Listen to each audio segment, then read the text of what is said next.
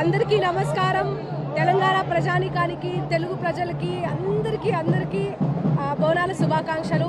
నేను ప్రతి ఏటా బోనాలు తీస్తాను అండ్ బోనం ఎత్తుకొని ప్రతి పాట కూడా చేస్తూ ఉంటాను బోనాల సీజన్కి. సో